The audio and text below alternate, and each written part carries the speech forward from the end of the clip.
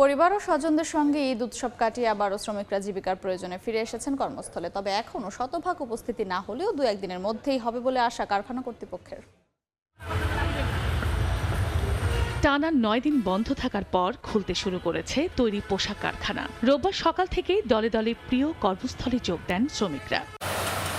সাভারে ইপিজেড সহ প্রায় 1800 কারখানায় একযোগে উৎপাদন কাজ শুরু হয়েছে। চলছে কারখানার মেশিন, সচল হচ্ছে অর্থনীতির চাকা। আমাদের এইবার ছুটি হয়েছে, আগে ভাগে ধাপে ধাপে ছুটি দিয়েছে, এই জন্য খুব ভালো হয়েছে। বাড়িতে ভালোভাবে ঈদ কাটছি, ভালোভাবে যাতে কোনো সমস্যা হয়নি।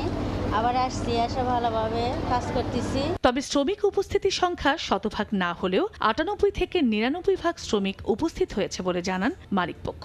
আমাদের শ্রমিকরাও আমাদের ঈদ যাপন করেছে, এসে খুবই খুশি খাসাল আছে। আর কোনো বর্তমানে আমাদের কোনো সমস্যা ফ্যাক্টরিতে নেই। এদিকে অনেকটা একই চিত্র শিল্পাঞ্চল গাজীপুরেও। স্বাচ্ছন্দ্যে কাজে যোগ দিতে দেখা যায় শ্রমিক কর্মচারীদের। 10 দিন ছুটি হয়েছে, আজকে এই ঈদ থেকে বাড়িতে আসলাম ডিউটি করার লাগে। নারায়ণগঞ্জে পোশাক শিল্প খাতে দেখা গেছে ভিন্ন চিত্র। কিছু সংখ্যক গার্মেন্টস কারখানা খোলা হলেও অধিকাংশ কারখানা এখনো বন্ধ রয়েছে। চন্দ্রা বিশ্বাস, ববি, সময় সংবাদ। 4 দশক ধরে আপনার ফাইন্যান্সিয়াল পার্টনার আইডিএলসি।